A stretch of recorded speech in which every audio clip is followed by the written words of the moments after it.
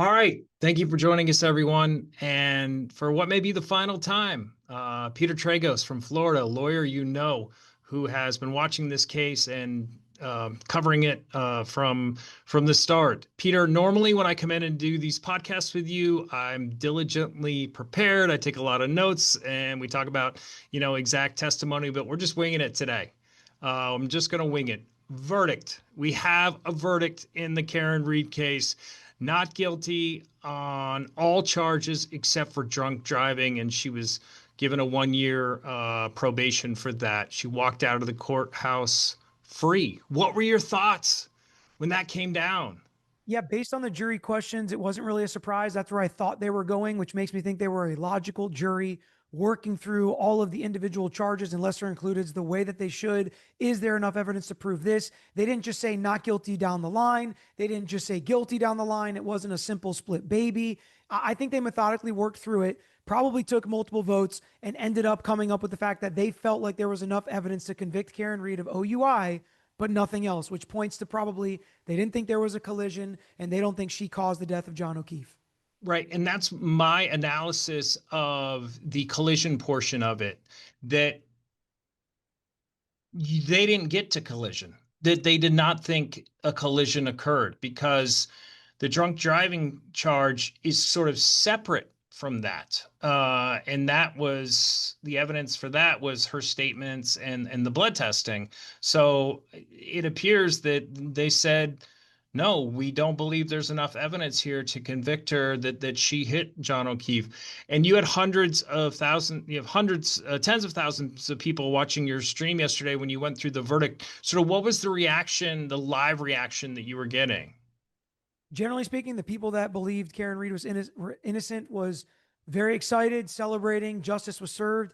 Even some of the people that thought maybe she did it or maybe she was guilty or thought throughout the process that they think probably she did it seemed pretty understanding with the lack of evidence, the poor investigation, and they could understand how a jury could find her not guilty on those charges because of the evidence that was presented to them. And I think it helped the fact that the jury was really looking at this and trying to determine was she guilty, so much so that they found her guilty on one of the charges. It's not like they were, a free Karen Read movement and they were going to go in there and make sure nothing happened to Karen Read. That's just not what this jury was doing. Yeah, and the fact that they, spent what the amount of time that they did. I'm thinking about 17 hours in there deliberating away. It shows that there were probably some people on the other side of the fence. Yeah, I mean, I think at the very least, it could have been people on the other side of the fence, or it could have been people that wanted to vote not guilty on OUI that were ended up getting flipped to guilty in the 20 so odd hours that they were deliberating. So, I mean, we don't really know which way it was, but it was not full agreement from the jump. I think we can probably understand that or infer that from the jury's actions and their questions. But eventually, they were able to come to an agreement on not just one, not just two, not even just three charges, but three main charges and multiple lesser includeds. Do you think that someone asked me this morning, and I really, felt like I didn't give a great answer. Do you think the movement, or all the publicity surrounding this case, all the questions surrounding this case, do you think the jury, that was a factor in any of their decision making? I don't know if it was, but what I will say is if it was, it would be really hard to argue against it as the Commonwealth with the type of questions and evidence they brought out.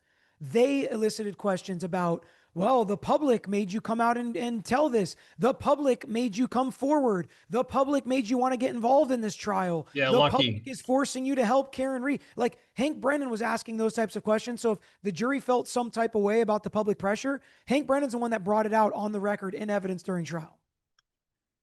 So she's done, in terms of the criminal charges, the law protects her, the Constitution protects her from ever having to face these again, right? Yeah, no double jeopardy. She is acquitted. It's over. The only thing that could potentially, I always leave a caveat. I'm a lawyer, right? It Yeah. depends. If some juror came out and said, I'm free Karen Read, I lied to get on this jury, I bullied the jury to vote not guilty, ha ha, we won. There are some protections against that, obviously, but notwithstanding something that extreme, she's done. She can go out on the courthouse steps and say, I did it, ha ha. I wouldn't recommend that, obviously, and I don't think she would ever do that. I don't think that's the case here. Yeah. But we remember O.J. Simpson and how people felt about that. You cannot be prosecuted again, even if the Ring video camera does show up and the Lexus does back into John O'Keefe. They cannot retry her, even with new evidence like that. So Karen Reed came out with her lawyers and her family. I mean, David Yannetti was in tears, her attorney, when that verdict was read. I think Bob Alessi had tears as well. I mean, I get the emotional. I mean, I felt that I was emotionally invested in the process, just having been so close to it after all these times, and I was like on edge too. The last, as we were waiting for the verdict, on Wednesday and the day before, like I was stressed out. Like it stressed me out being in that courthouse. One, because I'm thinking like, okay, I have a 4 o'clock live shot. I gotta, what's gonna happen? If is they're gonna be developing news when that live shot's happening. But the weight that was lifted off of them. I mean, massive. I mean, have you? It's not typical that lawyers get that emotionally invested, do they? So every trial is really stressful. And when you're waiting for the verdict, it's really stressful, some more than others. And when you really believe you're representing an innocent person in a criminal trial, the pressure ratchets up that much more. And you see how it affected their family, the publicity, the multiple trials, the fact that this was one of one. There will be no trial like it ever. I think Alan Jackson said it's his proudest professional moment or happiest professional moment, something like that. Clear emotion, legitimate, genuine, and real. I believe it. I can't explain what it's like to be a lawyer in these situations, waiting for the verdict with your client that you truly believe is innocent. The weight that's lifted, the relief, the adrenaline, your mind running on what's next, all the emotions at once. I believe it was truly genuine, and they believe justice was served. So we left our microphone on the podium after Karen Reed spoke in hopes that Hank Brennan would come out, or Adam Lally, or even the DA. I've seen in big high profile cases that the DA is the one, Michael Morrissey in this case, would come out and say, hey, either we respect the jury's decision, or, obviously I think he would say that in his opinion, the jury got it wrong. We didn't see that. Should they have come out and said something? Well, I actually don't blame Hank Brennan. He hasn't made a ton of public comments. And what I will say, because I've disagreed with a lot of things Hank Brennan has done throughout this trial, certain angles that he took and ways he made arguments or asked questions, but he did the right thing, asking for just the standard OUI punishment for Karen Reed, didn't argue for jail time, didn't drag this out another week, didn't make everybody show up for court wondering, are they going to push for jail time? What is Cannoni going to do? So he did the right thing. He argued his hardest as a lawyer. When you lose like a gentleman, which I think he did. But Michael Morrissey's been out there making public statements, saying certain things the jury did not agree with. He's an elected official. I think it would have been right for him to come out and say, we lost. This is how we lost, why we lost. We think we did the right thing. We're going to move on, whatever it may have been. But I think it would have been appropriate for him to come out and comment. I'm not surprised that he didn't. I mean, it has to be the most expensive DUI conviction in the history of prosecutions, right? I can't think of one that's even close. I mean, the amount of money that law enforcement has spent on this case, and it really was personal for everyone involved. That the police and the prosecutors, they did not like Karen Reed. They did not like her lawyers. And I think that, it became this absolute battle. And now we have an outcome. And so she's got bills to pay, big bills.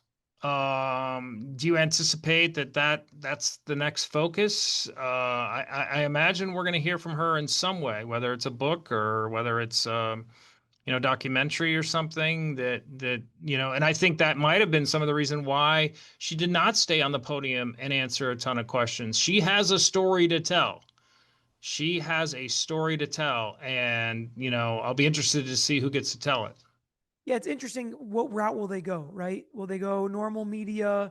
Will they go new age media? Will they go on podcasts? Will they do a TV show, a Netflix series, documentary, book, whatever it may be? And whatever she wants to do, she's entitled to do it. Her life has been affected in a crazy way. Just because you're acquitted doesn't mean everything goes back to normal. Doesn't mean everybody in the world believes that you're innocent and you actually didn't do this. There will still be people that call her a killer and say she did it. She's still going to be negatively affected. She has been negatively affected, especially financially. I think that based on the interviews that happened, during/after trial number one, we can expect something's coming and something is going to happen. And maybe it's been planned throughout. I don't know, but I would expect something. I think she's entitled to it. And whatever they decide, I hope they do it the right way. Yeah, the way it used to work, back before, when it was just sort of broadcast owning these things, there used to be car services. The Today Show, Good Morning America, CBS This Morning, they'd send cars and to take you to New York and have a Mm-hmm. hotel room ready for Yep. you. And it's like whoever is the person chooses to go with, you get in that car, and the other ones just eat the cost if that doesn't happen. That did not happen. I know her team was staying in Boston's Seaport District, and they all went out. I think we got some video of her last night of them going to a restaurant, and celebrating. And now it's her story to tell, and I am so curious how she plans to do it. There is a Netflix documentary that's coming out. I'm not sure how much involvement she's going to have in that, but I think that will kind of take us through the second trial and through the verdict, which some of the previous stuff took us up to the mistrial. She's got the civil case. The family of John O'Keefe has filed a wrongful death lawsuit, and I'm assuming that's going to jam her up for years. It could. It all depends on what's going to happen. There could be some kind of resolution where the insurance company pays some money to get it over with. She could fight it all the way, take it to trial. Civil is very different than criminal. From my perspective, if it was me, I'd talk to my insurance company, say, offer up to the policy. I don't want to deal with this. Whatever you guys will pay, fine. I don't want to pay any money out of my pocket, and I don't want to make any admissions. And if they can get it resolved, maybe they can. And John O'Keefe's family can say, haha, look, she paid for this wrongful death lawsuit. Maybe they want justice in civil court. They want to push it. They're not going to accept anything less than everything she has. So, the civil court is hard to kind of guess how it's going to play out because so few of those cases go to trial. And standing on business and standing on principle, at some point, you want to get your life back. You want to move Yeah. on. So what does she care if her insurance company makes a payment to the O'Keefe family? But that's easy for me to say. I'm not in her shoes. So just looking at it like a lawyer, I wouldn't be surprised if that got resolved one way or the other. But if there's not an umbrella policy, would insurance company even be involved? I mean, if there's a car insurance, I don't know what her car insurance is. Yeah. But let's say she has I don't know, a 250 policy on her car. That would be involved if they say it's wrongful death because of a car accident. Now, just because Karen Reed won in the criminal trial doesn't mean that she's automatically going to win in the civil trial. It's a different burden. So the O'Keefes can still try to prove John O'Keefe was killed because of the actions of Karen Reed in her car, therefore getting the car insurance to attach. If she has an umbrella on top of that, she may be able to pierce into that umbrella. It depends on what the policy language is. If she has no umbrella, they can sue her personally. If she has no car insurance, they can sue her personally and get a judgment, and she would owe them whatever money a jury gives her in a civil trial. Does the results of the criminal trial get entered in the civil lawsuit? Let's say it So goes to a jury. Would the jury know that she was found not guilty? The jury wouldn't necessarily know that she was acquitted of the murder and manslaughter charges, but there is a way to get the OUI in. In most jurisdictions, if you're driving drunk, there can be punitive damages, which can be damages to punish a driver for the wrongful actions they took. And because she was convicted of that, that could be res judicata, meaning something that's already been determined or decided. They would still have to prove collision, causation of the death of John O'Keefe. But her being drunk could be assumed negligence, and it could go for punitive damages. They would still have to prove the car actually caused that Karen Reed in her car actually caused the death. So do you think the O'Keefe civil lawyers were waiting on this verdict with bated breath? It didn't seem like they were waiting. It seemed like they wanted to go, and Karen Reed's team stayed the case, so it kind of paused. I think they would have liked a different result. No, This but in result is terms not. of the outcome, like, yeah, there was that stay, but like the fact that, okay, great, if we get this conviction, then we have Oh yeah, more firepower for big the. time. If they would have got this conviction, it's a slam dunk case, and they're just trying to prove how much. What is it worth? What is John O'Keefe's life worth? They would have just been arguing about damages if this would have been a guilty verdict on counts 1, 2, or 3, really. So Jackson is already sort of a super lawyer, super high profile. Every time I turn on Dateline, he's like, he's there talking about some case he did. What does this do to his career? What does this do to Yannetti's career, to Alessi's career? I mean, they're in Massachusetts, they are household names. The price probably goes up. right? As it should. They're great lawyers. They put on a great defense. They're probably going to be sought after. They'll probably be commenting on high profile cases. There'll be lawyers discussing how do lawyers handle these high profile cases. Those will be the guys, and Eliza Little as well, that you'll want Yes, to I be don't want to calling. forget Eliza. That's right. Absolutely. And you're going to want to be calling these people and asking them, what's it like? What's it feel like sitting, waiting for the verdict? What's it feel like representing a client you believe is innocent in a high profile trial? They'll definitely become household names, and they've earned it. And um, someone asked me too, will this be Karen Reed's identity for the rest of her life? I said, yes, absolutely. But do you think she ever goes back to a 9 to 5 type of existence? I I don't. don't know what I really don't know what's in the future for her. I think she's got a lot of options. At this point, this will probably be a defining moment in her life. I hope she can turn it into something positive, and really maybe help society and the public and help people, because of what she's been through. And she has a very unique experience now. And I think that she will do something good out of all of this. Okay. Peter, it's been a wild ride. I appreciate you coming along with me for this podcast every week. And next time we get a big one in Massachusetts, you're the first person I'm going to call because you've been Awesome. great, and I know how much people appreciate you here. And yeah, let's stay in touch, man. And good luck with your practice. And I know you're having amazing success with your stream at Lawyer You Know. I'm going back to my day job of investigative reporting. Peter's going to continue to follow, lots of high profile cases in the country, and he's the guy you want to be with for great perspective. So appreciate it, man. It's Thank kind you of so much for sad. I having me. mean, I think we had really good chats on Thursday morning, 10 a.m. It's like on my So calendar. fortunately or unfortunately, I think we'll probably have more to talk about in the future. So it's probably not goodbye, but see you later. Absolutely. All right. Best of luck, Peter. Thank you so much.